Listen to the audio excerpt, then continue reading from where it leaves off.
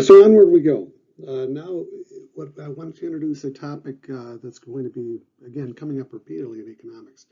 It's one of these critical things that we talk about, and that is opportunity cost. It's actually something very simple, and all of us know what it is intuitively. Opportunity cost meaning that there's a cost for doing something. And the cost that we're talking about is when we make that choice to do something. We're doing that in lieu of something else. And so typically, we think of these words as being um, interchangeable, or I should say these concepts of opportunity cost and trade-off. But no, that's not really the case. The opportunity cost is very explicit in terms of we're identifying our next best competitive option. So, for example, if we opt to, typical one we talk about in academia is that we opt to not study for an exam and instead go to a baseball game. How about that? Rather than studying for the exam. So what we say that the opportunity cost of going to the baseball game is not studying for the exam. Are there consequences? Yes, there's a trade-off. You're trading off what? There's the potential for failure taking the exam. Anyway, again, opportunity cost, again, very explicitly, it refers to your next best competitive option, the thing that you are foregoing, the thing that you are passing up in order to do the thing that you are doing, right? So again, for example, when we talk about income distribution, it's kind of front and center with that concept. And so let me just kind of follow me through on this and bear with me because it's sometimes this is, economics is not always as intuitive and straightforward as you'd like it to be. And unfortunately, this is one of those ideas that are kind of might be a bit difficult to grasp.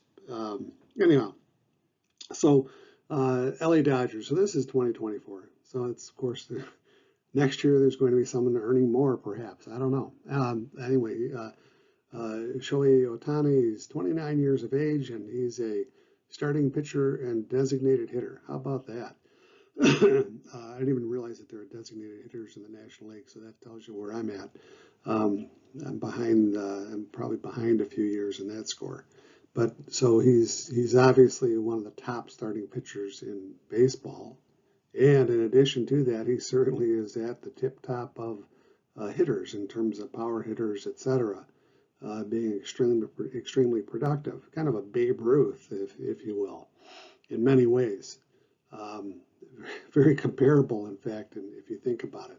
So at any rate, so Shohei Ohtani, his salary is $70 million a year, and I think he's got a multi-year contract, probably 10 years worth $700 million. Who knows? I'm not sure what the numbers really are. It may actually be higher than that. It may be something where he ends up earning more than $70 million a year. Regardless, earning $70 million a year, and then there's Max Scherzer and Justin Verlander. These are all pitchers up until Aaron Judge from the New York Yankees, another power hitter. But at any rate, I just thought it was kind of amusing. Max Scherzer gets paid $1 more than Justin Verlander. I wonder if that's part of his contract. Whatever Justin Verlander gets, Max Scherzer has a contract that says he gets $1 more. Anyhow, doesn't matter. Point is that these people are paid big bucks to play baseball. And, on the one hand, you say, well, it's justified. They're extremely productive. They're at the very top of their profession, if you will. So they're at the very tip top of their profession that is very rare to start with, very rare air to start with to be actually make it into the major leagues, right? 1 in 1,000 or whatever. It's probably 1 in 10,000 or something along those lines that played Little League Baseball that actually make it. And it's maybe more than that. But anyway, you get the idea. So again, how does opportunity cost play into this? Well, again, these guys are earning top salaries in a very highly skilled profession. So you're saying, well, yeah, it's justified. So they're justified in earning the top amount. However, let's just use an example. And I always turn to Justin Verlander. I'm just going to stick with it because I know a little bit about him. I know a bit about Max Scherzer too, and very little about Shohei Ohtani. In fact, I'm probably butchering his name. But the point is that Justin Verlander, he's 41 years of age as I'm looking at this. So he's getting up there. But the point is that I think he's a graduate from Old Dominion. So it's a good university in Virginia.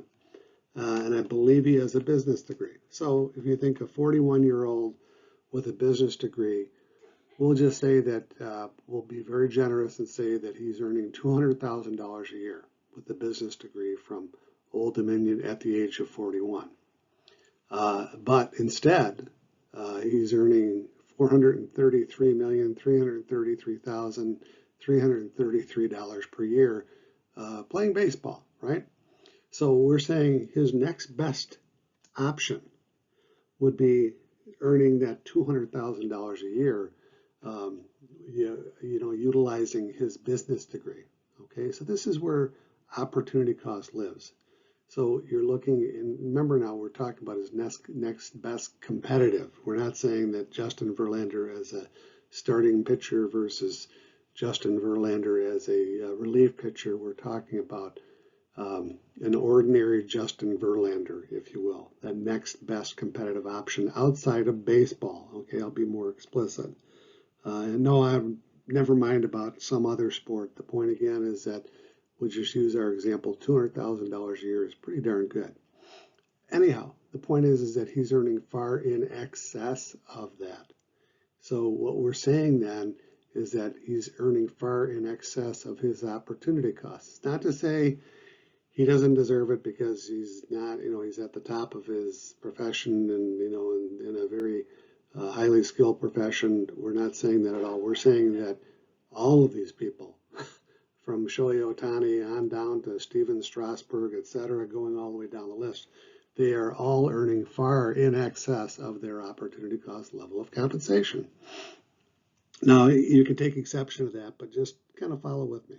So what that is then is that we're saying that there's a problem here. And the problem is that why are they earning so much more than their opportunity cost level of compensation? Why is Justin Verlander earning far in excess of his $200,000 a year, up to that $43+ million per year? The reality is it's because Major League Baseball itself as a business is not very competitive. In fact, it's monopolistic. Meaning, and if you look at, we'll just stick with the Justin Verlander. He's Houston, Texas. He's Houston Astros, and the closest competition would be the Texas Rangers, right? Point being, again, that there's a geographic separation between Major League Baseball teams. So there are however many that there are, maybe 40. I always forget the number. It seems like somewhere around 40 in total Major League Baseball teams altogether. I'm probably off by 5 either way, but anyway, you get the idea. There aren't that many in a country like the United States with 335 million people. So the question is, would Justin Verlander or Shohei Ohtani, for example, would he be earning as much money? Would they be earning as much if there was more competition so far as the business was concerned? If there were not 40 teams, but 400 teams, Major League Baseball teams? And the reality is, no, there's no way that would happen because it could not be justified in terms of the revenue that they would be pulling in, that they would be responsible for, right? Anyway, I kind of beat this to death on opportunity cost, but it's something extremely, extremely important to get your head wrapped around what that means so far as that, again, opportunity cost, your next best competitive option, what you are foregoing, the costs associated with that. Okay, moving along. And again, we're just kind of bouncing around a bit, but these are good topics to cover. So profits as a cost of the firm. Strange concept, right? Profit is a cost to the firm. You wouldn't expect that. In accounting, it's, again, I've got it right next to it, is that profit or loss is equal to revenue minus expense. Anything left over would be a profit, if there was some residual, as in you actually earn something out of it, right? that would be considered a profit. That's the accounting profit. But in economics, when we talk about profit, we say profit is a cost to the firm. Think about it in terms of an opportunity cost. What this means is that if you're producing, let's just say, for example, you have a computer company. Computer company meaning like computer repair company, for example. Let's just use that as an example. And it's pretty lucrative. You're earning, you're profitable to the tune of a couple $100,000 a year. We're throwing a lot of dollars around here, but let's just say you're profitable to the tune of about $200,000 a year. And so you're saying, yes, there's a profit there. Where does this cost part come in? Cost, what we're talking about cost again is opportunity cost. And so think about it this way. Let's just say, for example, yes, you're earning $200,000 a year, but the reality is what you're foregoing out there, your next best competitive option, might actually be higher, meaning, more profit that would be coming, like maybe to the tune of $1 million if you ran your business the way you, quote unquote, should run your business. And, might be doing something else. Maybe you wouldn't be computers, you would be doing something other than that, other than, having a small computer repair operation. You might be like owning a larger type of a computer firm or whatnot, where you would be earning much, much more profit. So when we talk about profit as a cost to the firm, we're saying the opportunity cost that's kind of built in, which means a normal profit. Normal profit meaning being your opportunity cost level of compensation. That's built directly into that. So irrespective of whether you have in terms of an accounting sense, having a profit or loss, in economics, we're saying that there's an implicit cost that's what is the bar that you're supposed to really be at? Should it be higher than where you're at, or should it be lower? It could be the other way around too, don't get me wrong, but anyway, you get the idea. Onward, anyway, taxes ultimately borne by the household. What we mean by this is that taxes, so let's just walk through an example of taxes. Personal income taxes, think of like payroll taxes, withholding taxes, Social Security, Medicare, those taxes are taken out of your paycheck, right? Only half, though, so far as the Social Security and Medicare. So again, on the right-hand side, employers are paying that 7.65 or the 6.2 for Social Security and 1.45 for Medicare. You are as well, the employee, so it's split in half. And again, that pushes it up to 15.3 tax overall, so it's quite a healthy chunk of change. But the reality is that all taxes, no matter where they are levied, wherever they land, firms pay corporate taxes. Firms pay for, again, half of these, the payroll taxes that are associated with Medicare and Social Security. But what that means then, the reason it gets back to the household bearing that ultimate burden of that tax is that if your employer did not have to pay that 7.65%, who would get it? At least a portion of it presumably would be going to whom? Would be going to you, that household, in terms of that productive resource, okay? So taxes are passed backward or forward, either backward in the form of lower compensation or forward in the form of higher prices to whom? To the consumer, which is also the household. Remember, the household are the owners of the productive resources, and on the flip side, the other hat that they're wearing is as consumer, okay? Sales taxes, again, sales taxes are paid, again, you would think that would be coming out of the pocket. That's pretty straightforward. Corporate taxes, again, as my example is that it lands at the firm. It's levied upon the firm. So the firm is actually paying the tax. However, think about it. The firm, all that they're doing at the firm is transforming productive resources into useful goods and services, correct? So those corporate taxes have to go somewhere. They're either going to have to go backward again to the owners of the productive resources in the form of lower compensation, less income, or it's going to have to be what passed on to the household in the form of the prices that they're paying for those goods and services. Again, payroll tax is the same idea. So this is, and I want to emphasize this idea that taxes are ultimately borne by the household, because that is in fact the case. The household pays for everything, okay? And taxes are just that. If it looks like a tax, it smells like a tax, yep, it is a tax, people, right? This is one that we, it may be called an assessment, it may be called something else, but a tax is a tax is a tax is a tax. So when we're looking at deficits and surpluses versus debt, we're talking about flows versus stocks, meaning that there's a flow, meaning that there's the travel from one point of time to another. So for example, the 2024, let's go back, the 2023 fiscal year, starting in October 1, 2022, going forward to September 30, 2023, we ended up with a deficit of $1.7 trillion, meaning that we spent $1.7 trillion more than we actually took in the form of taxes, the tax revenues, right?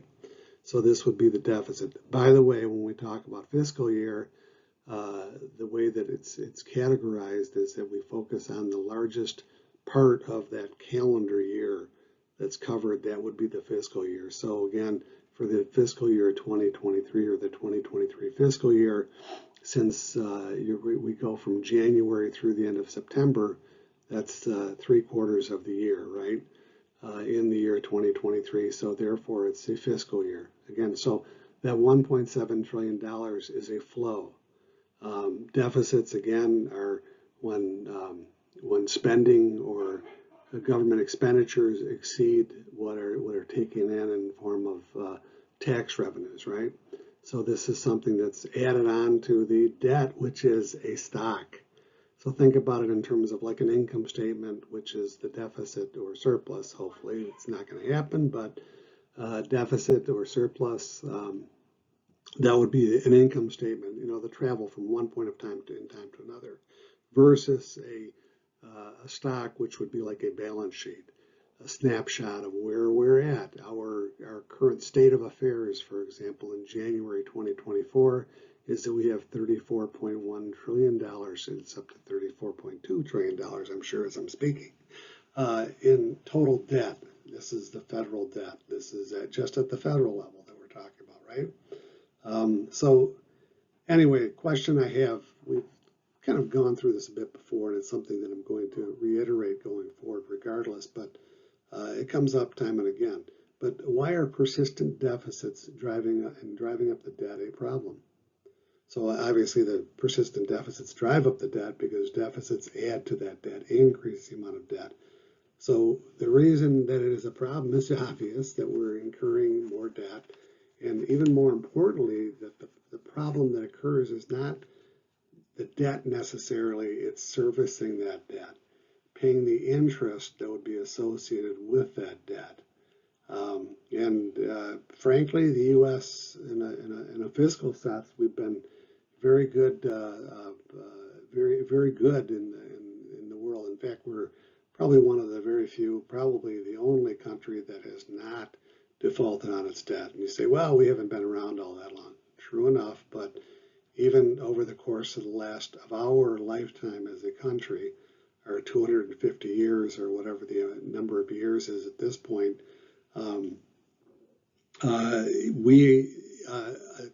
countless countries, major economies have declared bankruptcy, have failed to keep up on their debt on their interest payments on their debt. Okay, and so this is something that, yes, our debt is rising. Yes, we have been consistently running darn deficits for a variety of reasons, but we still have been hanging on, and we've managed to pay the interest on the debt. Remember, when we talk about paying the interest on the debt, that has to come from that current year. So from the taxes that are collected, or from the deficit that we add to it, in terms of borrowing. That's what deficits are. You have to, in order to fund those deficits, you have to borrow to make that happen. Anyway, you get the idea. So again, this is just not the best graph, but it shows the rapid rise, if you will, of the debt of our debt over the years. And so really what we're talking about is going from 30 years ago, we'll say 1990-ish, at about $4 trillion up to $34.1 trillion in January 2024. So we'll say 1994 to the year 2024, we've gone from, our debt has grown by $30 trillion. Okay, roughly speaking. Scary, scary thought. Anyhow, so how do we end up with this $34.1 trillion in federal debt? It's simply that we've been adding to this in terms of what? Spending more than we are taking in. Deficit spending, government spending more than they actually have in terms of the Treasury. In fact, if you think about it, when you think about the U.S. Treasury, you think of this ginormous building in Washington, D.C., and you say, well, I wonder how much money is in there. The reality is that there is no money in the Treasury. There is basically an IOU for $34.1 trillion. So we have negative $34.1 trillion in the Treasury, again, if you will. Anyhow, this is something that it's concerning, terribly, terribly concerning. However, there are ways that we can work through this, of course, and a variety of different things that pretty straightforward. It's a math problem, right? We could cut spending or we could raise taxes to make up for that. The problem with that is that we cut spending and people would not like that. And remember, government expenditures are actually a boon to the economy, help it to grow, to explode. Likewise, taxes do the opposite. They cause the economy to implode, to slow down, because there are withdrawals. So injections and withdrawals are very, very straightforward. That is the initial problem that we face, and it's something that we definitely have to get our arms wrapped around, and not in 10 years' time, but very, very, very quickly. Okay, this is a perennial problem, ongoing problem. Okay, so one of the big problems, of course, is that people say, oh, we're at $34.1 trillion in debt, and so we must owe. That must be China and other countries, the foreign holders of that debt must be enormous. The reality is that they're not tiny. I don't have the total number here, but I think it's about, we'll just say, $7 trillion out of the $34.1 trillion that's held by foreigners. Foreign interest, again, where we have here like Japan, China, they go back and forth. They're $1 trillion roughly, both of them, for a variety of reasons that we'll talk more about as we kind of go forward. United Kingdom, 500 billion. Ireland, 300 billion. You ask yourself, why Ireland? A tiny country, but it's because Ireland's tax laws corporate taxes are very low, and many companies opt to have their headquarters there, or at least one of their headquarters. And so if that's the case, they would be holding on to a lot of U.S. debt, U.S. Treasury securities, because they're considered to be a very, very safe investment, which is kind of a scary proposition going forward, perhaps, hopefully not. But again, the reality is that most of the debt is held by U.S. domestic interest, whether we're talking about private individuals or in this case, we're looking at, this is going back to 2021, probably a bit higher than this, actually, 2022, 2023, but the Fed holding north of $5 trillion. The Fed, as in the Federal Reserve, more than $5 trillion in U.S. Treasury securities. There's a lot to that, not to discuss right now, but it's something to keep in mind. Also, the other thing is that the Social Security Administration having $2.9 trillion, which is another very interesting thing because you think Social Security, why are they holding on to $2.9 trillion in U.S. debt? It's because they are by law required to, if there are any excess funds, to invest them in U.S. Treasury securities, invest in U.S. in government debt. So why is there 2.9 trillion? Because of all those baby boomers working and paying more into Social Security than was taken up. Social Security itself is called a pay-go or pay-as-you-go system, where receipts come into the government and go, of course, to Social Security, and then the beneficiaries are paid out of that same pot. And so for the last several years, Social Security has been running a surplus, which means, of course, that with baby boomers retiring and starting to collect those, or it's well along the way now, starting to collect those Social Security benefits, that number will drop down. And we'll just say that by the year 2033, that number is going to go to zero. Two things wrong with this. One is that once it gets to zero, there's going to be more of a demand on the outflow side than there is available on the inflow side. So benefits will have to be reduced, and the latest guess is that it's going to be reduced by maybe as much as 35%. So if you're collecting, $1,000 now, then you will be your paycheck will, or I shouldn't say your paycheck, but your Social Security benefit will be reduced to $650 a month. Yeah, so this is a problem. Second part of that problem is that $2.9 trillion is in U.S. debt. So the Social Security asks for, we'll just say, $300 billion from Treasury. Treasury, how much money does the U.S. Treasury have? Zero. Zilch, zip, nada, less than that, $34.1 trillion. So yes, they're going to send $300 billion over to Social Security, but they have to make up for that, meaning we have to make up for that, meaning that the Treasury has to either add to the debt or the deficit, or excuse me, increase it would end up in higher deficits to the tune of $300 billion, or if their taxes are higher, to cover the difference. Again, simple math problem. That's not so simple, all right? So how much does it cost to maintain the federal debt? Going into 2021, we were at about about half a trillion, 550 billion. And for this year, 2023 calendar year, okay, we will probably hit $1 trillion. We don't have those numbers in quite yet, but this number is going up, and it's going up for two reasons. One is that the overall debt is rising. Secondly, the interest rates on that debt is also rising due to the Federal Reserve monetary policy of driving interest rates up to slow the economy down. And I won't go any further, but there's a double-edged sword here. On one hand, the debt is on the rise. The other hand,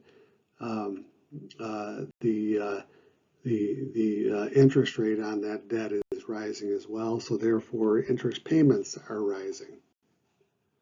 Something to be concerned about, folks. Okay, so continuing on this rambling, wide-ranging, journey that we have here in this lecture. Next, we're going to be talking about the income distribution. All of us would agree that our income distribution is not equal. We already talked about that in terms of the Justin Verlander and the Shohei Ohtani, earning $70 million a year, for example. Earning far in excess of his opportunity cost level of compensation. You can argue against it, but I'm making that statement, and I think that there's validity to it. Again, earning far beyond his opportunity cost level of compensation, or they are, and it's not just baseball players and not just professional athletes. It goes obviously well beyond that. Again, so the point is, again, we talk about household income, and we're going to get to that in a moment. These are the latest numbers that I could get. But there's a concept, equity and equality. We've talked about this before. Equality is that everybody gets the same. Equity is, in economics, equity, and this is nothing new here. This has been around forever. When we talk about equity or equitable compensation, it means that we are earning our opportunity cost level of compensation. No more, no less. That's where equity lands. That's where equity is at, where you're earning just your opportunity cost level of compensation, no more, no less. Justin Verlander earning $200,000 a year, no more, no less. Anyways, you get the idea. Some number less than the whatever it was, the 40 some $1 million per year that he's earning right now. Anyhow, again, you get the idea. So when we talk about households, household has a very specific definition coming from census. A household is basically, it's an address, and whoever lives at that address. It could be friends, it could be, a roommate, could be a family, it could be a family of two, spouse and two spouses or significant others, whatever you want to say. It could be three people, it could be a family of 8, it could be a family of 10, or what have you. That constitutes a household. And again, this is from the Census Bureau, which is part of the Bureau of Economic Analysis. Anyhow, the takeaway from this is that when we talk about households, that's far less than, I think there are about 130 million households in a country of 335 million people at the moment. So, it's not quite, but we'll just say basically three persons, if you will, on average, a little less than that, per household, if you will. So this is not uncommon where you have two income earners in the household. So let me just walk through this on the left first. So this is a simple, straightforward budget, looking at 2,000 hours per year, 40 hours per week, 50 weeks, so you get 2 weeks off for good behavior, vacation, right? Anyway, let's just say that you're earning $19 per hour. $19 times $2,000 gets up to $38,000 per year, times 2, meaning the two people in the household that are earning incomes, if you will. That gets us up to $76,000. And guess what? That is the median household income. On the right-hand side, the numbers, these are coming up, I believe, from the census. Yes, I think they are. Oftentimes, yeah, it would be coming from census, from the Census Bureau. So the median household income in 2021 was at about $76,000. So that would again be two income earners in the household earning $19 per person. This is just money income, not benefits, but that's, in some ways it's a lot of money, but not really, if you think about it. And in 2022, it dropped down from 76,000 down to 74.5, from 76.3 down to 76.6, we'll say, 74.6 rather. That's not a good thing. These are real dollars, again, inflation adjusted dollars from 2022. The percentage of people in poverty, 11.6 down to 11.5. Supplemental poverty measures. These are all things that are ginned up, put together by Health and Human Services. There are a zillion different ways to measure poverty, but we'll talk about that later perhaps. Percentage of people without health insurance. Again, these are just metrics, gone down to 7.9. So back to this concept of equity versus equality. Equality means that everyone earns the same. Equity means that you are earning just your opportunity cost level of compensation, no more, no less. So here's the question. Do we have an equal income distribution in this country? No, we do not, obviously. Do we have an equitable income distribution? No, we do not. There are people that earn far in excess of their opportunity cost, and frankly, there are people that earn less than their opportunity cost level of compensation. Should they be earning more? Yes.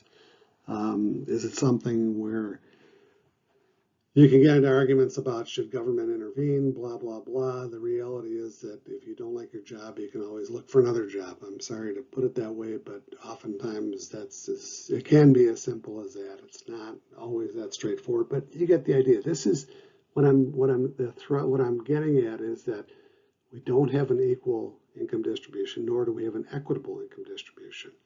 And the question is, how do we get to that equitable income distribution? And secondly, the reality is that if we had a more equitable income distribution, it would be much more equal. It wouldn't be equal. It would be getting closer to equal. And the reason that they would not be equal is because, for example, you invest a lot in your human capital, right?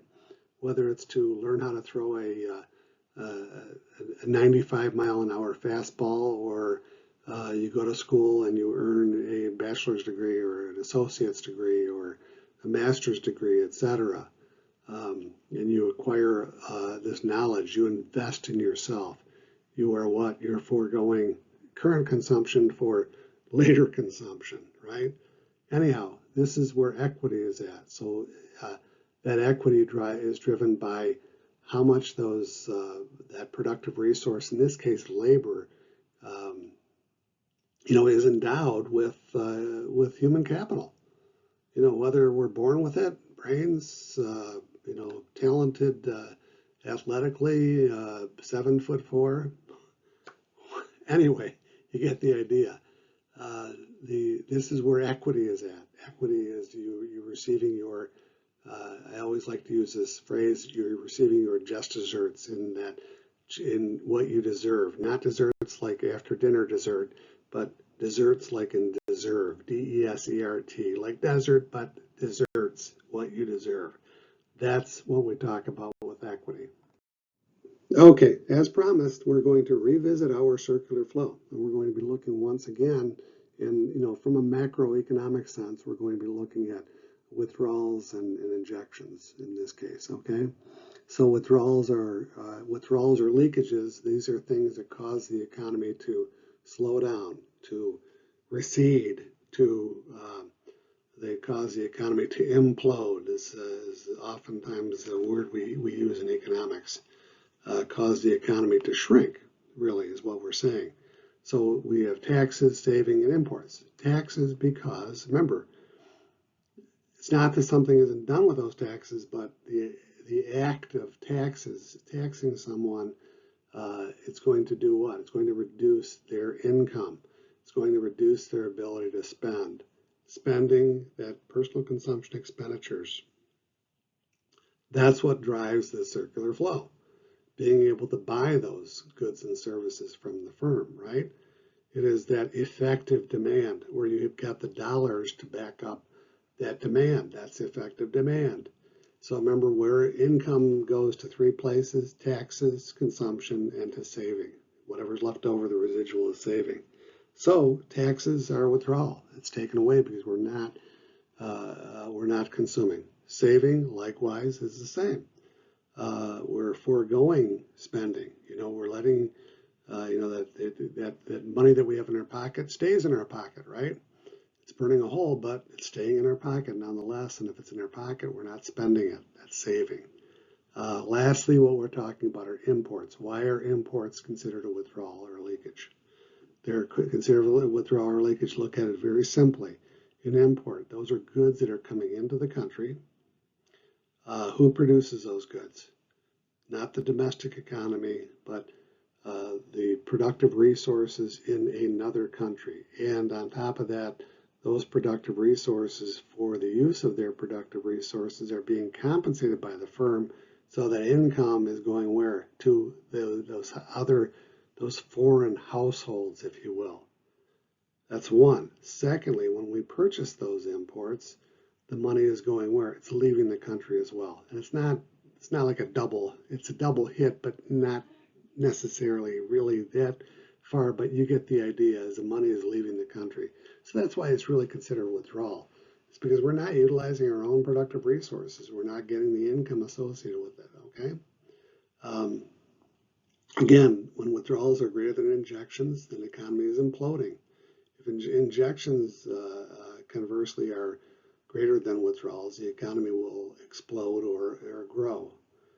Steady state is when we're in equilibrium, meaning withdrawals are equal to injections. So the economy is again in a steady state. So flip side of this, injections. Injections again on the top right. I didn't point it out, but for the most part, the withdrawals are on the top left, but they're also the taxes and saving on the bottom, that are taken out of income.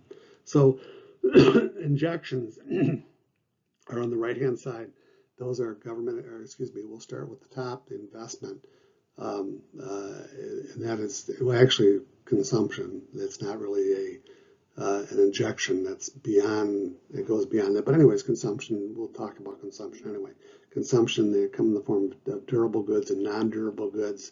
Durable goods are, of course, things that last a while. Think about it in terms of accounting. Durable goods would be capital goods. They would be cars that we buy, personal conveyances, whatnot, right? Non-durable goods would be the lunch that we just purchased. Those are like expense items, if you will, for the consumer. Anyway, on to the real injections, if you will. GPDI is gross private domestic investment, and that is the firm. And the reason that this is considered an injection is because when we talk about the GPDI explicitly, we're talking about the physical capital. We're talking about the robots and the equipment that is injected into a firm. A firm buys those goods and services, in this case, to be used where at the firm to produce more things, to add technology, to be more productive, to be more efficient, and so on and so forth, if you will. But the reason that they're injections is because that gross private domestic investment, that physical capital, is being produced where? At the firm.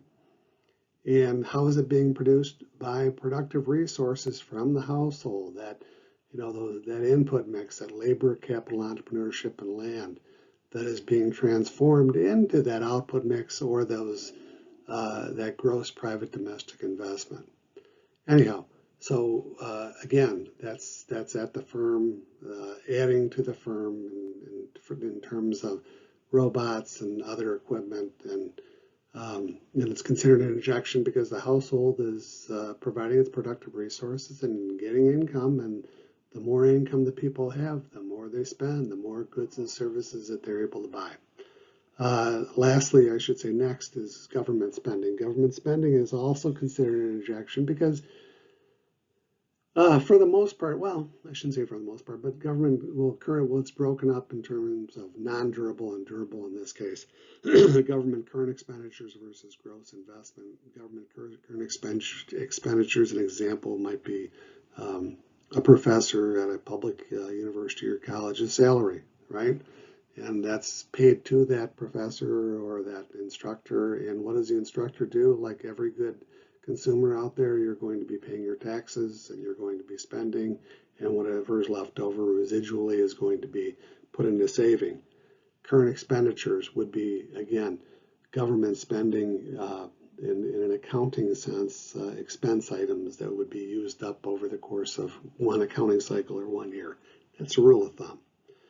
Gross investment, the other type of spending, GI, gross investment, that would be like aircraft carriers. These would be like capital items, okay? And the reason that, again, this is considered an injection is because government expenditures, oftentimes they're buying things from the private sector. They're buying cars and so on and so forth, but it goes well beyond that, of course, as well. And in reality, it goes very quickly back into the economy, if you will. Even with the gross investment, if you're building an aircraft carrier, somebody has to build it. The government wouldn't build it necessarily. I'm sure there's some government entities that would be involved, of course, but for the most part, you're talking about private enterprise, the firms building those aircraft carriers, and as a result of which they're taking those productive resources and putting them to good use, right? Lastly, we're looking at exports. Exports are considered an injection because of the opposite of imports, meaning that exports are produced here domestically using our household, our productive resources from the household, our labor, capital, entrepreneurship, and land, and it's being transformed into those goods and services by the firm, and the firm is then paying household for paying the income that would be associated with that production, right? And with that income, household is going to do what? Pay taxes, they're going to spend, and they're going to save. So this helps the economy to grow, to expand. The consumption part, most importantly, right? The downside, of course, is what? The exports leave the country, but that's for another day. Okay, so I'll make this quick. Now we're moving into the micro part of this. And really, when we talk about micro, we're looking at the various sector areas, with not just the sectors too, of course, but household, firms, government, and the foreign sector. But we're also looking at different aspects within the circular flow itself. Again, just to walk through the upper part of the circular flow, goods and services flow to the household in response to household consumption spending on those goods and services. So if you're focusing on just those markets that are in the output mix, that would be considered a micro topic. So the decision making on production, prices, and the list goes on and on and on. Drilling down onto these various aspects of, again, the circular flow. This is certainly the microeconomic. These are micro markets when you're drilling down like that, where the households are selling their productive resources, or the resource markets. That's also when we start talking about such things as resource economics, labor economics. Even with the capital part, we could drill down into that as well. But you get the idea. These are all, again, areas within microeconomics when we talk very much so about when we look at the income distribution on the very bottom. This is certainly all microeconomic territory, and oftentimes the imports and exports, the foreign sector, the international economics and international finance. I like to look at that as being more of a micro topic. Sometimes it is a little bit murky, gray area, but anyhow, you get the idea. So again, when we look at individual markets as opposed to the overall level of output or employment, in particular, macro has kind of morphed a bit more into, say, for example, with employment, it used to be that anything less than the national level of the three stools of the macro world, if you will.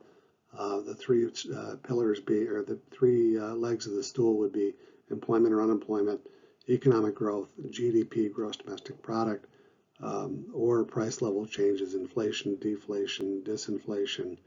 Those would have all been, those are of course still are all macro, but micro is when, say for example, you want to talk about employment within a specific industry, or economic growth associated with a certain industry, or something along those lines. That's where it goes into micro territory, okay?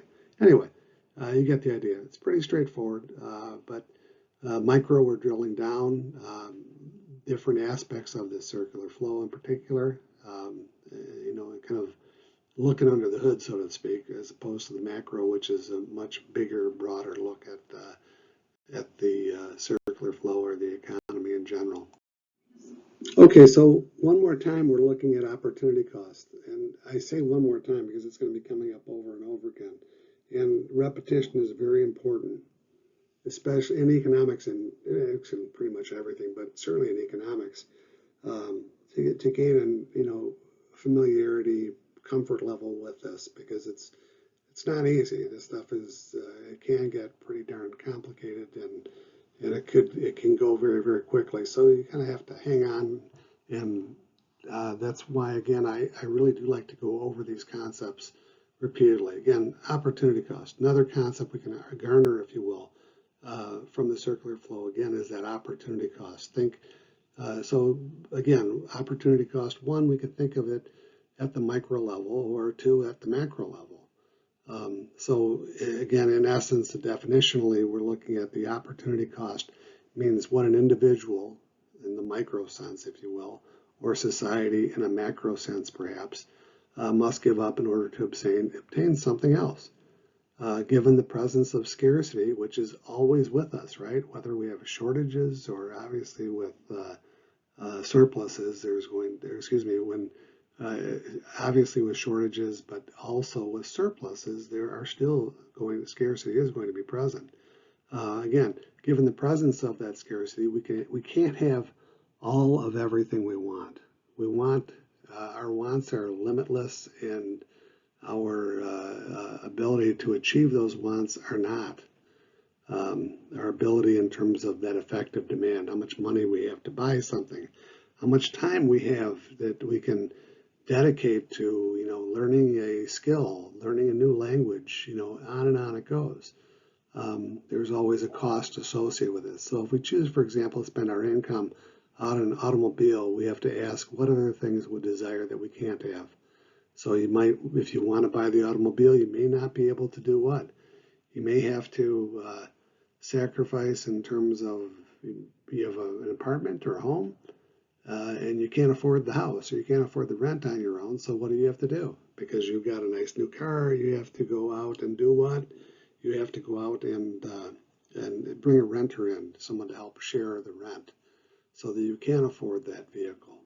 So this is the importance of this opportunity cost, where we make that determination. We say one thing is more important than another. So if we choose, for example, to spend our income on the car or the automobile, we have to ask ourselves about what other things, other desires that we cannot have. Maybe you can't go on that vacation. So it can become very costly when we start looking at opportunity cost, right? Those things that we can't have because we bought the auto and is what we call the opportunity cost of the automobile. The things that we had to forego, the eating out twice a week or whatnot. So again, the opportunity cost, again, I have to be very clear on this, is not an out-of-pocket cost. It is nonetheless a real cost. We didn't incur the cost financially, but we had to forego it. We had to sacrifice it. That expenditure, for example. So there's still a cost. It's obvious that there's a cost. So here's an example of it. This goes back quite a number of years. So my niece graduating from high school. Do I give her $100 or not? That's my opportunity cost. I could do something else. I could give her a savings bond, for example, or I could give her, a gas card or something, maybe, something equivalent to the $100, but something other than just the $100 bill. Buy a mutual fund. You can't do that, obviously, but say it's $1,000. Anyway, so buy something other than that, than giving her the $100 bill or the 250s or the 520s, etc. But the reality is that that's my opportunity cost. Once I give her the $100, my opportunity cost is done. The opportunity cost was to give it to her or not. What I was going to do, rather than giving her $100, I ended up doing what? Giving her the $100. And once this is kind of a trick here too, is to understand that I'm no longer involved in this $100. It's gone. That's sunk cost. I can't get it back. Good luck, right? So this is another concept. This is a sunk cost, meaning it's irretrievable. You can't change it. It's a fixed cost. You might as well forget about it, right? It's gone. So then what happens? Now it's on her. So once I decide to give her that money, my opportunity cost again becomes sunk cost, passed on to her. What does she do with it? Is she going to consume? Is she going to save it? Remember, saving. Remember, because that money burns a hole in your pocket, right? Saving is, and you incur a very, very high opportunity cost, because what could you do if you didn't save? You could spend it, you could enjoy it, right? But the takeaway from this, and again, the lesson, if you will, is that you can't have your cake and eat it too. Meaning that once you eat that cake, it's gone. Sunk cost. It's over. It's done. So we are faced on a daily basis, dare I say, dozens of times, if not more, we face this opportunity cost, these trade-offs, if you will, but the opportunity cost more explicitly. We have to weigh these decisions out. Do you eat that dessert? And if you do eat that dessert, then what do you have to do? You've got to go for a jog or go for a walk or do this or do that. So there's opportunity cost that it just abounds out there, and it can get tricky. But when it comes down to it, it's something that the most important thing to remember is that yes, you are going to weigh that opportunity cost. You are going to make a decision or not. There's opportunity cost with not making a decision as well. Keep that in mind. But once you do that, it becomes a sunk cost. So, regrets, forget about them. Move on. Okay, so anyway, here we are moving the economy in general, moving rather to the economy in general. Legislation of promoting rapid growth. We ask government to step in to make these big decisions for us, and there's opportunity cost, of course, associated with them. So again, the idea is that within government, for sure, we ask politicians to make these decisions for us. We're thinking that their aims are the same as us, meaning that we want to grow the economy, and we assume that they want the economy to grow, and so on and so forth. And so we hire them to make these decisions. Also, when we talk about the decisions to, like at a firm, buying capital goods. Why do we buy capital goods? We buy capital goods in order to make the operation more efficient, investment in the plant. But again, in order to invest in the plant, in order to invest in better equipment, for example, there's an opportunity cost associated with that, meaning that you're going to have less profit at the moment because you're spending more. If there is, assuming there is a profit. You're going to be spending more immediately on the company, so there's going to be less for those productive resources, again, in terms of like the labor or the entrepreneur, perhaps in terms of bonuses, etc. So we're making these decisions all the time that involve the opportunity cost. Again, less consumer goods will be produced for and purchased by the public, meaning that if we opt to invest more in capital goods. There's an old expression, guns and butter. And we'll get into that in a bit too here.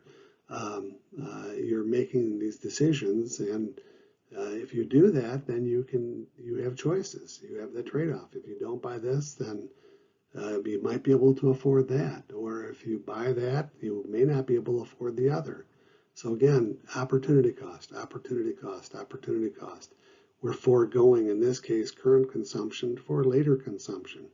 Why do we invest in technology? So that we can improve our production. And improving production oftentimes includes what? Increasing the production, lowering production cost, making it more efficient. Okay, so it's the same, it's again the old expression in terms of war, guns, or butter. You're foregoing butter to produce more guns. Again, this concept of opportunity cost is always with us, always will be with us, and it's something to always bear in mind. There are always choices out there. I shouldn't quite say there's always choices, but for the most part, there are always choices out there. Okay, so back to guns or butter. This whole concept of this production possibility curve frontier. Beautiful thing, actually. It's something very, very straightforward, very simple to kind of grasp, but you have to kind of stay in the game and stay focused on this, okay? So here it is. We're looking at a simple two axes, right? Two axes. The vertical axis, the up and down axis, the consumer goods, and on the x-axis, so that's the y-axis, consumer goods, the vertical axis, Up and down, consumer goods, and on the horizontal axis or the x-axis, we have capital goods. They could be the other way around. You could have capital goods on the left, vertical, and you could have consumer on the right or on the bottom, horizontal, doesn't matter, but we'll stick with this. Consumer goods going up and down, capital goods going to the right. So upward movement along the consumer goods means there are more consumer goods. Rightward movement on the capital goods means that there are more capital goods being what? Produced. This is the production possibility curve. So that point B out there, which you'll notice there's a line. It's a curved line, and the curved line, the reason the line is curved is because of opportunity cost, and we'll get to what I mean by that in a moment.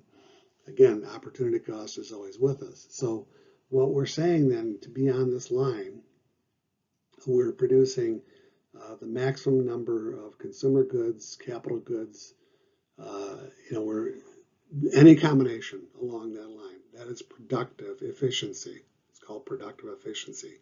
Anywhere along that line where B is at, that's our productive efficiency, or our production possibility curve or frontier.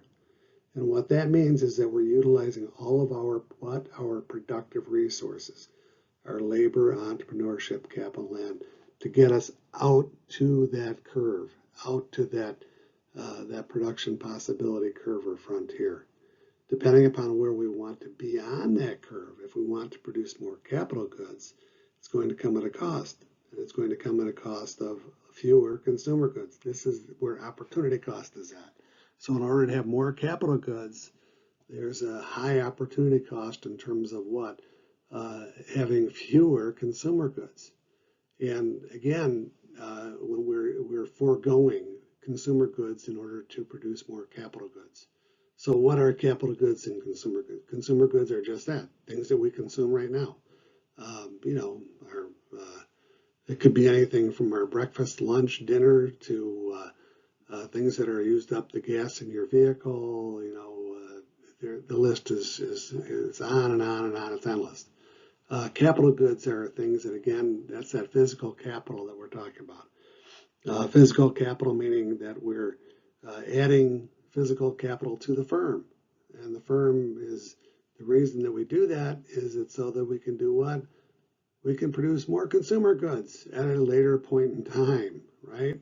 So this is a snapshot again, wherever we're at on this curve. So if you're on the curve itself, that's productive efficiency. And where you're at, consumer goods relative to capital goods, that is what's called allocative efficiency. You're allocating your productive resources. You're putting more productive resources toward capital goods so that you're foregoing or you're surrendering more consumer goods as a result. You're producing fewer consumer goods. Opportunity cost, opportunity cost, opportunity cost. Again, any point along that curve. If you are within that curve at, say, point A, what that means is that you're not using all of your productive resources to the best of their ability. Therefore, you are not what? You are not productive. You're not being efficient. You're not on your production possibility curve or frontier, okay? Anyway, you get the idea. Anywhere within, closer to the axis, away from that production possibility curve or frontier, closer to the origin, that's going to be less efficient. So you're using, for lack of something to kind of remember would be, this would be where unemployment is at, where you have excessive unemployment. So you have more people that are sidelined that are not being productive, right? Those productive resources aren't being used to their maximum of their ability. You're not on your production possibility curve or frontier. That's point A. So point A is within your production possibility frontier, production possibility curve or frontier, and so you're not being efficient. B, anywhere along that production possibility curve or frontier, you are being efficient, depending upon where you want to be on that production possibility frontier or curve. That's allocative efficiency. If you want more capital goods, you move more toward more capital goods and fewer consumer goods. Anyway, that's the point that you choose to be on that curve. That's allocative efficiency. How about point C? Can you be at point C? No, you can't, because at this point in time, you cannot be there. because you're using all of your productive resource to the maximum of their capabilities when you're at point B. Question: how the heck do we get out to point C? You know, one, there are two ways. So you get your productive resources. So you can increase the quality of those productive resources. You could add to your human capital. You could add to the physical capital in terms of producing more robots, for example. So that's where that capital goods production comes into play, where you're able to produce more consumer goods later on, so you're able to push that production possibility curve out. If you had more people, so if you've got a sustained or growing population, I should say, then you have more people and you're able to do what? Be more productive with more people, presumably, right? And again, so that's increasing the quantity. Or land. How could you increase the land? Find more fossil fuels that you can, or other gold and silver, or other productive, other minerals under the ground. That's all part of land, right? Anyway, you get the idea. You can increase the quantity of those labor, entrepreneurship, capital, or land. Increase the number of managers that are out there. Or you can increase the quality of those. You can increase the quality of labor by adding skills, increasing the skills of that labor. Entrepreneurs, same thing. Better management skills. More MBAs, maybe, but you get the idea. Along those lines, more physical or better physical capital, better technology, or employing better technology, if you will, more appropriate technology, and lastly, improving land. Improving crop yields, finding better ways to fracking as opposed to vertical drilling, where you're able to get more oil or natural gas. Anyway, you get the idea. So the question I've got embedded in here is that when we talk about imports,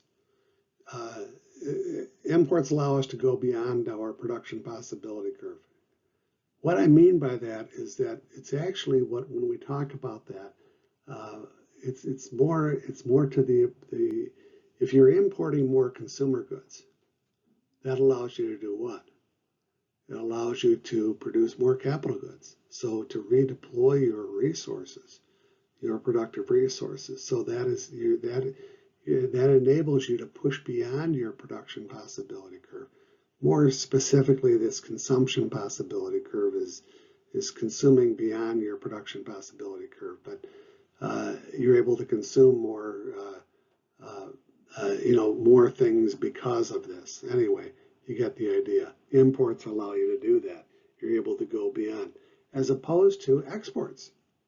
Exports can bring us inside of our production possibility curve because of what? So if we're producing more capital goods, we're producing capital goods and we export them, we can't use them.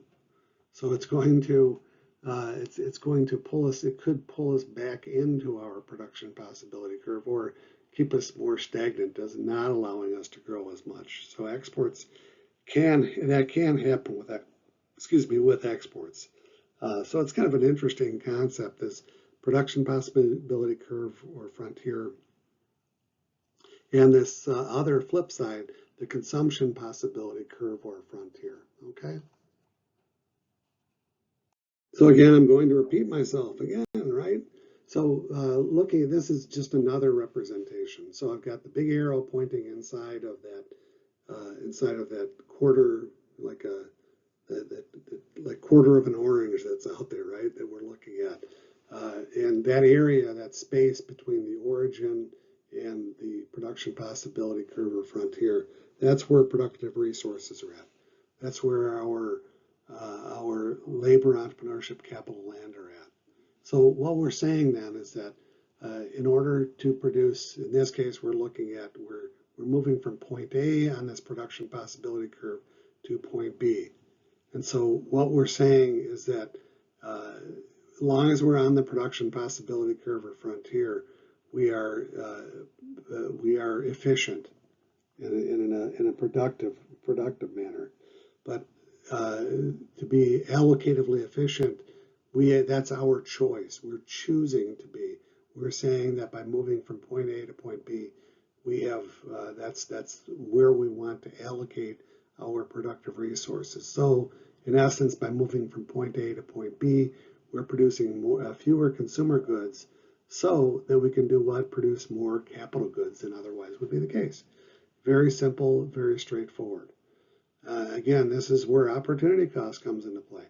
Why would we want to produce more capital goods than consumer goods? Perhaps because we are wanting to grow our economy, want to expand our economy more rapidly than otherwise would be the case. Problem with it, of course, is that yes, we're producing more capital goods, but we're kind of stuck because we don't have the consumer goods that we would want to have. This happens. This happens very often with countries. There's a mismatch, and anyway, you get the idea. This is just another graphic to kind of help you kind of see what's going on here. Very important production possibility curve or frontier. These are really very powerful tools. So kind of to wrap up, there's a touch more after this, but when we talk about economics, people most often point to Adam Smith as the father of modern economics, and you can argue that maybe it's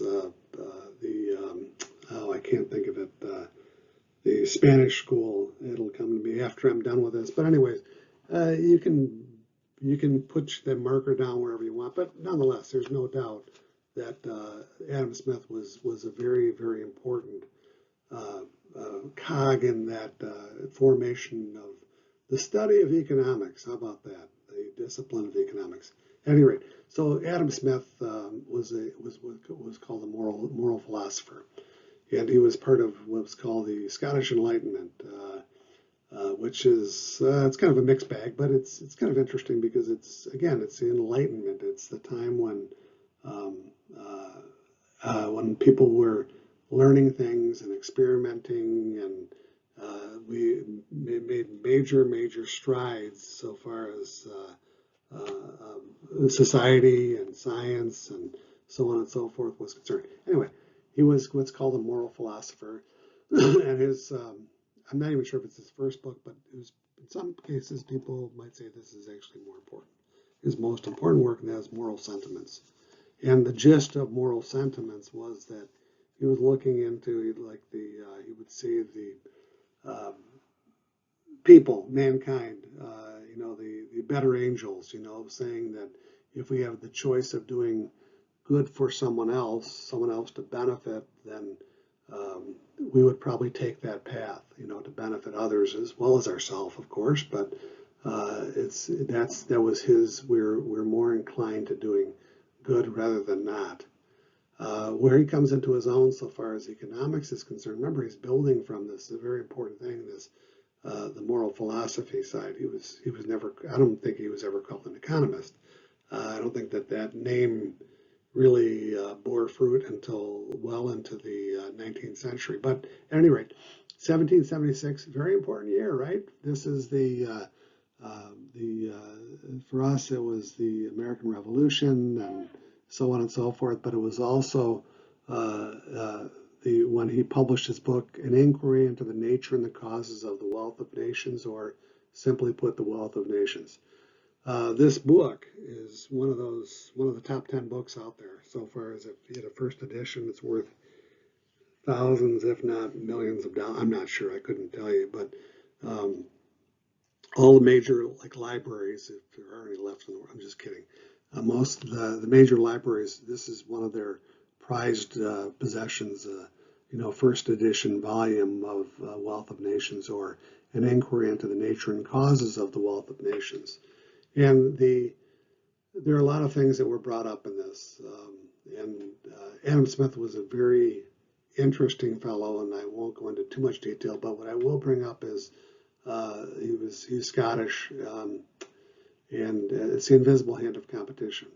And the invisible hand of competition, we've all kind of heard this phrase, and None of us really, I mean, most people don't really understand what this means, but I'll be succinct, and as I kind of present this piece of it. But so by pursuing our own self-interest, one cannot help but to better the common weal. This is kind of a, I'm not sure if he actually said this, but this sounds like it would have been from his time frame. So I always kind of turn to this, and we'll get to specialization of labor in a moment.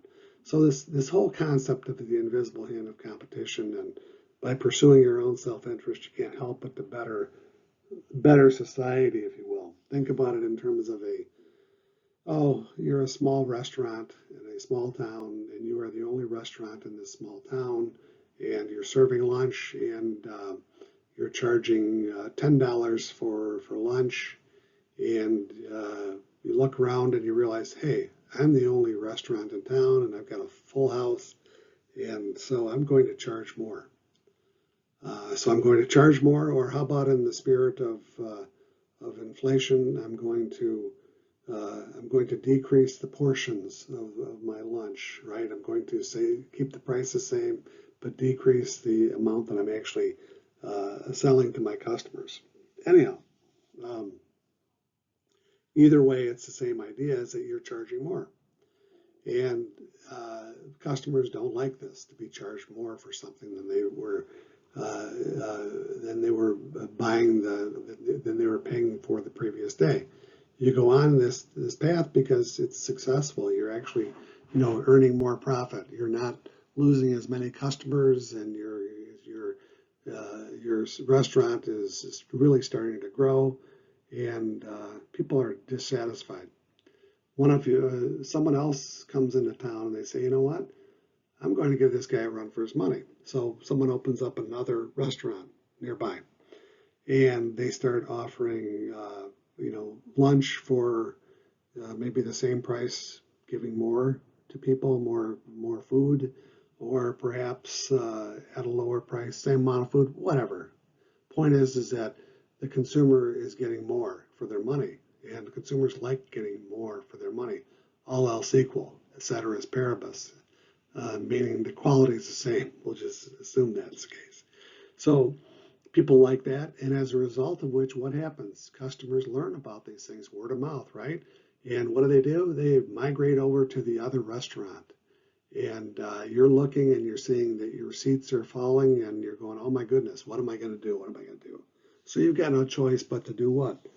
To lower your prices back down, so you're competitive with the other person. And this is where that invisible hand of competition comes into play, because that invisible hand of competition is forcing you to do what? Reduce your prices. You're still operating because you're still earning a profit. So you're still, assuming the business is profitable, is that you're still going on with this endeavor because you're pursuing your own self-interest. But you're also doing what? You're providing a service for someone, and you're with competitive pricing. The consumer is paying a lower price. Does the consumer like lower prices? Yes. This is where efficiency is at. Maximum number of goods and services at the lowest possible price. So this is what we mean by the invisible hand of competition. Competition steps in and drives prices down, so that the consumer is able to buy more of what they wish, right? Anyway, you get the idea. This was the beauty of the Wealth of Nations, the invisible hand of competition, which is brought up, I always forget, 2 or 3 times at most. But it's a huge book. It's a huge book, and there's lots of really good stuff in it, but I'll leave it at that. The other thing that we talk about is that comes to the fore is the specialization of labor. And think about it in terms of like Henry Ford with the production line, right? Where you've got 2 guys or two workers putting a fender on a car and on a frame, and then moving on to the next station where someone else is putting on the rear fender that the previous station put on the front fender, and on it goes through this whole cycle until out pops a vehicle. So this is all brought on by the specialization of labor. And so what happened was that Adam Smith in his travels, he never traveled much or very far, but he had the opportunity to go to Paris because he was a tutor for a nobleman, and he was a tutor for the child, I should say. And so he had a trip to Paris, and he was just taken with Paris. The French were very strong in economics, and anyway. I won't go into it any deeper than that. There's Canet, I believe, was one. Some very, very important French economist at about the same time as Adam Smith. At any rate, he was walking along the River Seine in Paris, and he noticed blueprints for a pin factory. Something very simple, right? This is where he came up with this whole idea of specialization, or he encountered it. And his explanation was, and I'll just quote it here, one man draws out the wire, another straightens it, a third cuts it, a fourth points it, a fifth grinds it at the top for receiving the head. To make the head requires 2 or 3 distinct operations. To put it on is a peculiar business. To whiten the pins is another. It is even a trade by itself to put them into the paper, to pack them away. And the important business of making a pin is in this manner divided into about 18 distinct operations, which in some manufactories, or factories, if you will, are all performed by distinct hands. Distinct hands is an important takeaway from this, because if you have one person doing all these things, all these different operations that have to be done to produce this pin, it's a very, very slow and arduous task, and you're doing lots and lots of different things, as opposed to having, let's just say, 18 people doing one task each. You can just fly through this. You can see this happening. You can see it before your eyes in like a modern manufacturing facility with people. A lot of it's gone robotic, right? A lot of these operations. But at any rate, this is, again, the specialization of labor.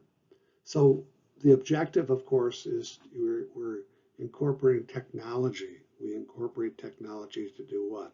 To make us more efficient, to lower cost, to decrease production cost, to increase our throughput amount that we're able to produce. And again, the downside to this is always the argument against all this notion of specialization of labor, is that it can be dehumanizing. But the upside is that you're being compensated for this. And we've all had those jobs, those repetitive motion jobs, where we end up with carpal tunnel. I shouldn't say those things, but yes, you get the idea. It's a necessary part in order to be efficient. In order to gain efficiency, you have to be able to specialize. Very simple, straightforward. So again, Adam Smith was incredibly important, incredibly important. It goes well beyond just what I just talked about, the invisible hand and specialization. He had distinct, in fact, it's funny because he was a big proponent of American liberty. He was saying it was better that they remain British, so that it became, he was saying that the heart and soul of the British Empire would be in North America, which in many, you could probably argue that is the case, right? But anyhow, it was very, very important, and I could go on forever, but I'm going to stop here on Adam Smith. So again, lastly, just touching on different types of economies that we have out there, and it runs the entire gamut, really, from we'll start with competitive free market economy, a circular flow without the government, and that is just with back to the circular flow with what? Just the household and the firm, without any of the other, well, you could still have the international sector, but without the government sector involved. That would be just a market economy. I include competitive free market economy with government in there as well, because this is when we talk about a competitive free market economy, that's when we have equity, when we're driving toward equity, when we're driving toward efficiency. Efficiency is the maximum number of goods and services produced at the lowest possible price. And equity is that those productive resources are receiving their opportunity cost level of compensation, no more, no less. This is what drives a competitive free market economy, which I think give net the best results. But all these things are debatable. But we'll talk more as we kind of go forward. Anyhow, not at the moment. We'll leave it at that. Mixed economy, and this is the reality, is that we have a mixed economy. That's again, as depicted by the circular flow, injecting government into the mix. And again, there are reasons for government involvement, government for regulation and to help guide the economy in the path in which the citizenry want it to go. To address market failures too, and we'll talk about again these things kind of as we go forward. But that's a mixed economy. And at the far end of that, moving onward to where there's more and more government involvement, you get to the point where you have a command economy or communism. Command economy again is that all the decisions are made by government. So think about it this way: the competitive free market economy with government involvement, some degree of mixed economy. The decision maker is the entrepreneur. When we move toward a command economy or communism, that is where that entrepreneurial function is actually performed by the government. Think of commissars, where there's a board of people that are making decisions on how the productive resources are going to be deployed, what is going to be produced, how much those productive resources are going to earn, what kind of income they're going to get. This is where we move into that government space controlling, all of this decision-making process where it's a command economy. So just as kind of a rule of thumb with the mixed economy, the larger the government footprint, the closer we move toward that command economy. And there's a long distance there that we're talking about from no government to complete government control. So that mixed economy, I just use this as a rule of thumb for myself, is that how much are taxes? Did they take away? Remember, our income goes to what? Taxes, consumption, and saving. So if taxes comprise 2/3 of your income, you don't have much income to consume. So you don't get to make many decisions. So the more decisions that you're able to make, that's derived from what? From the income that you're able to keep for yourself, right? Your disposable income, meaning that if you have fewer taxes, you have more decision making as a consumer. Anyway, without getting into too much detail, you kind of get the gist on this, I hope. And again, moving into that command economy where communism, there are very few, of course, that are out there, and there's no true, absolute, but when you get to like a North Korea or Cuba still to some degree, China, there's still a lot of top-down in China. It's not as much, perhaps. In some cases, it's probably more, but it's debatable. So that's where communism lies. Free market economy, usually you think about the U.S., but it's also other countries are probably even more open than the U.S. Lower taxes. Again, taxes being the driver, at least from my mindset.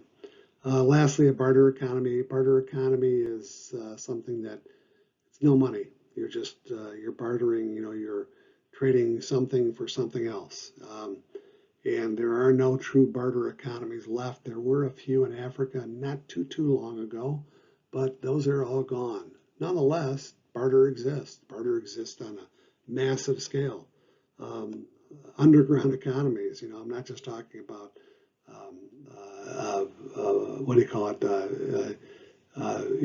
criminal and, enterprises. I'm saying barter oftentimes happens, when you have people, rather than being compensated for something, they say, well, you do this for me and I'll do that for you.